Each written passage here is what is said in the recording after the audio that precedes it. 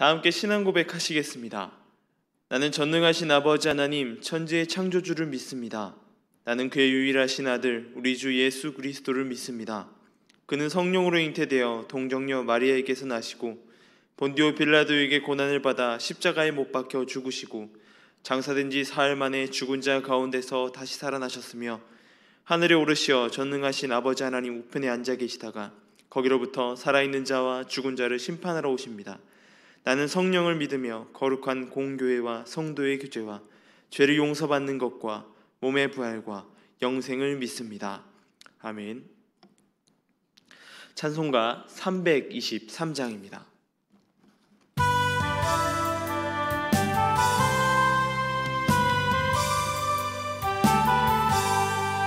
푸른 바다 나서니 몸 어디든지 가오리다. 괴로우나 즐거우나 주만 따라 가오리니 어느 누가 막으리까 죽음인들 막으리까 어느 누가 막으리까 죽음인들 막으리까 아골골짝 빈들에도 복음 들고 가오리다. 소돔 같은 거리에도 사랑 안고 찾아가서 종의 몸에 지닌 것도 아낌없이 드리리다. 종의 몸에 지닌 것도 아낌없이 드리리다. 존귀 영광 모든 권세 주님 홀로 받으소서. 멸시천대 십자가는 제가 지고 가오리다. 이름 없이 빛도 없이 감사하며 섬기리다. 이름 없이 빛도 없이 감사하며 섬기리다. 아멘. 오늘 함께 올 말씀은 에베소서 4장 11절에서 16절까지의 말씀입니다.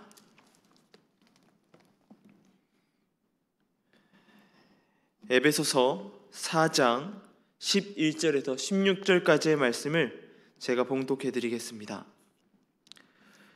그가 어떤 사람은 사도로, 어떤 사람은 선지자로, 어떤 사람은 복음 전하는 자로, 어떤 사람은 목사와 교사로 삼으셨으니 이는 성도를 온전하게 하여 봉사의 일을 하게 하며 그리스도의 몸을 세우려 함심이라.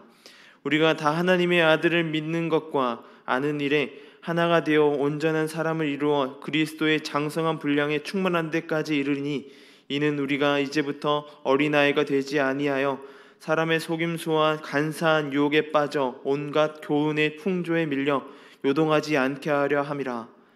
오직 사랑 안에서 참된 것을 하여 범사에 그에게까지 자랄지라. 그는 머리니 곧 그리스도라. 그에게서 온 몸이 각 마디를 통하여 도움을 받음으로 연결되고 결합되어 각 지체의 분량대로 역사하여 그 몸을 자라게 하며 사랑 안에서 스스로 세우느니라. 아멘. 우리의 몸을 구성하는 수많은 요소들이 있습니다. 아주 세밀한 부분부터 아주 중요한 부분들까지 우리의 구성하는 요소들은 굉장히 많은 것을 볼 수 있었습니다. 지난 여름에 유난히 습했다라는 기억이 많이 있습니다. 그래서 밖에 잠시 나갔다 오더라도 땀을 많이 흘려서 샤워를 할 정도로 땀을 많이 흘렸던 기억이 있습니다. 그런데 우리의 인체에서 나오는 땀 또한 우리의 인체를 유지하는 데 있어서 중요한 역할을 가지고 있습니다. 몸이 더워지면 수분을 날려서 체온을 낮춰주는 역할을 하기 때문입니다. 또한 노폐물을 배출하는 중요한 역할 또한 담당하고 있는 것입니다. 이러한 사소한 부분도 우리의 신체의 기능을 유지하는 데 중요한 역할을 감당하게 됩니다. 어느 것 하나 없어서는 안 될 것들입니다. 오늘 본문에서는 우리로 하여금 교회의 한 구성원으로서 어떻게 행동해야 되는지를 말해줍니다.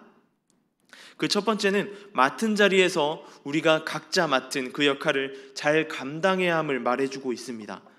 11절과 12절 상반절의 말씀입니다. 그가 어떤 사람은 사도로, 어떤 사람은 선지자로, 어떤 사람은 복음을 전하는 자로, 어떤 사람은 목사와 교사로 삼으셨으니 이는 성도를 온전하게 하여 봉사의 일을 하게 하며.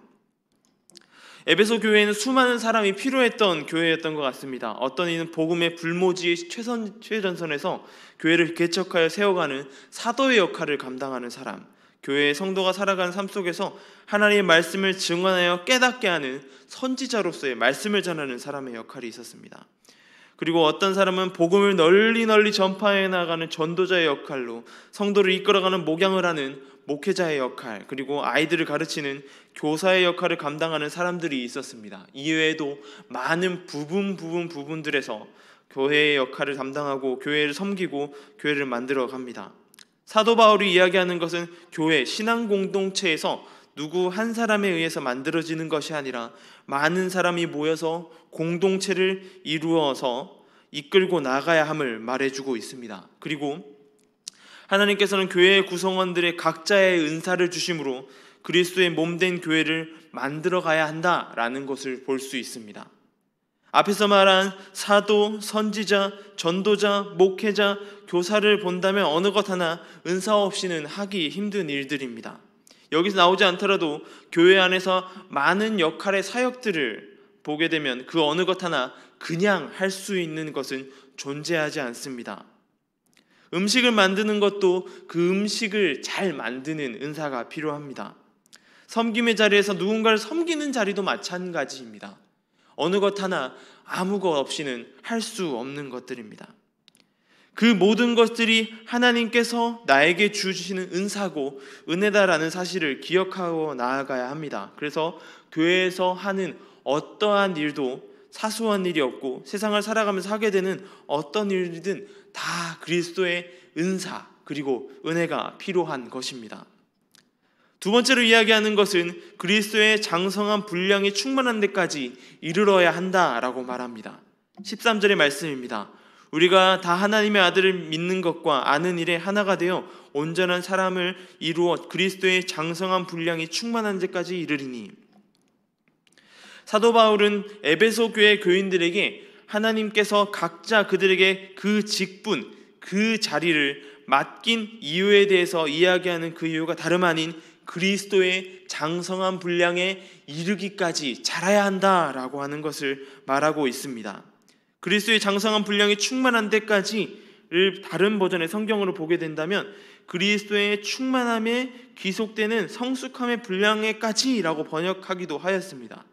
여기서 그리스도의 충만함이 성숙함이란 그리스도가 지니고 있는 완전한 충만이다라고 하는 것을 말합니다.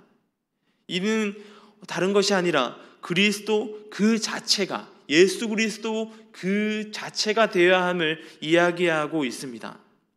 우리가 잘 하는 말들 중에 자리가 사람을 만든다라는 말이 있습니다. 이것은 교회에 딱 맞는 말이라는 생각을 하게 됩니다. 교회 안에 수많은 자리에 섬김의 자리에 있고 그 자리에서 우리는 은혜를 받고 그리고 그것으로 인하여서 성장해 나아가게 됩니다. 교회 안에서 교제와 섬김을 통해서 우리는 수많은 경험들과 능력을 쌓아갑니다. 교회 안에서 섬김의 자리에 있다 보면 서로 미워하기도 합니다. 또한 다투기도 하며 심지어는 싸우기까지 합니다. 하지만 우리가 하나님의 말씀 안에서 섬김의 자리에 어떤 자리에 있다면 우리는 그러한 문제들, 싸움의 문제든 다툼의 문제를 잘 해결해 가야 하는 것입니다. 그 섬김의 자리에서 말씀으로 누군가를 이해하고 용서하며 그리고 용납하면서 수용하면서 우리의 신앙은 더욱더 성장해 나아가게 되는 것입니다. 마지막으로 그리스도의 몸된 교회를 세워가는 궁극적인 방법은 그리스도의 사랑을 이야기합니다. 16절의 말씀입니다. 그에게서 온 몸이 각 마디를 통하여 도움을 받음으로 연결되고 결합되어 각 지체의 분량대로 역사하여 그 몸에 자라게 하며 사랑 안에서 스스로 세우느니라.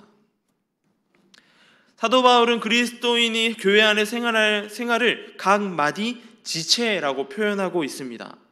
성도들은 상호 연결되어 있어야 한다는 것을 인체의 각 부분으로 설명하고 있는 것입니다. 인체의 각 부분은 마디로 연결되어 있습니다. 그리고 상호작용을 하게 됩니다. 신체의 부분이 붙어 있어야 하지 떨어져 있으면 아무런 기능을 하지 못하는 것입니다.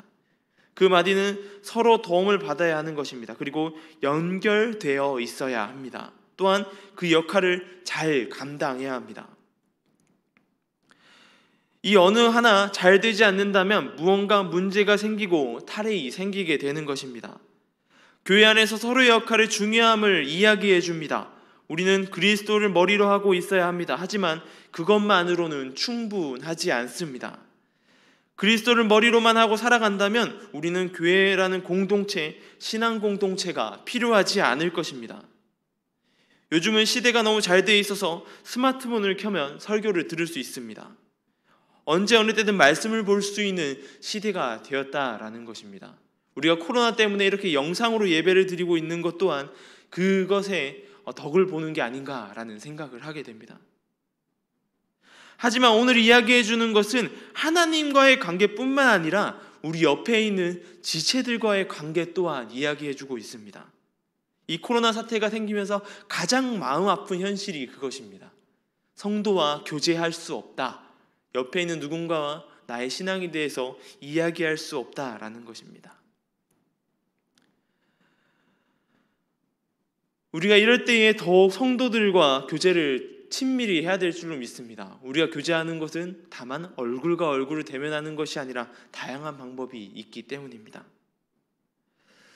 오늘 말씀에서 이야기하는 것은 우선적으로 우리는 서로 잘 연결되어 있어야 한다라는 것을 이야기합니다. 서로 단단하게 붙어 있어야 하는 것입니다. 서로 교제하고 삶을 나누고 이야기하면서 우리는 단단하게 서로를 붙잡고 붙어 있어야 하는 것입니다. 여기서 말하는 붙어 있어는 단순히 인간적인 것을 이야기하는 것만은 아닙니다.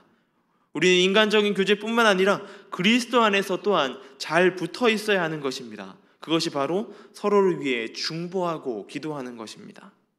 옆에 있는 사람의 기도 제목을 물어보고 기도 응답의 기쁨을 나누고 슬픔을 또한 나누면서 가볍게 만들어야 하는 것입니다. 전도서 4장 12절에 보면 한 사람이면 패가 있거니와 두 사람이면 맞설 수 있나니 세 겹줄은 쉽게 끊어지지 아니하느니라 라고 말합니다. 인간적인 교제와 만남은 쉽게 끊어질 수 있습니다. 하지만 기도하는 사람의 모임은 쉽게 끊어지지 않는 것입니다. 말씀을 마무리하려 합니다. 예수 그리스도의 머리로 하여 지체가 된 자들은 부름받은 자들입니다. 그렇게 우리는 그 지체가 되어 맡고 있는 영역들이 존재합니다. 그리고 그곳에서 우리는 그 역할을 감당하며 살아갑니다. 하나님은 우리로 그리스도의 장성한 분량에 이르기 위해서 그 자리에서 누군가를 세우시고 일하십니다. 그 일들 교회의 구성원으로 옆에 있는 분들과 잘 붙어 있으시길 소망합니다. 교제함으로, 기도함으로, 또한 서로의 삶을 나눔으로 충실하게 연결되어 있으시길 소망합니다. 그리고 자신이 맡은 바 본분을 충실하게 해나가시길 소망합니다. 우리는 대한민국의 한 구성원입니다. 대한민국의 이 어려운 시기 가운데 함께 기도하는 저와 여러분 되시길 소망합니다. 그 기도함으로 그리스도의 사랑을 널리 전파하며 행하는 저와 여러분 되길 소망합니다. 기도하겠습니다. 하나님 감사합니다. 오늘 말씀 속에서 보게 되는 것은 우리가 잘 연결되어 있어야 함을 이야기해 줍니다. 주님, 이럴 때일수록 주님 우리가 더욱더 잘 중보하고 우리 서로의 삶을 기도하는 삶 되게 하여 주시옵소서. 이 대한민국의 상황 가운데 주님 이 보살펴 주시고 이 상황 가운데서 지켜주시고 또한 인도하여 주시옵소서. 이 상황 가운데 더 큰 일이 없을 수 있도록 주님 보살펴 주시고 그 일을 위하여서 더욱더 기도하는 우리 교회 될 수 있도록 주님 함께하여 주시옵소서. 감사합니다. 이 모든 것 우리 주 예수님의 이름으로 기도드립니다. 아멘.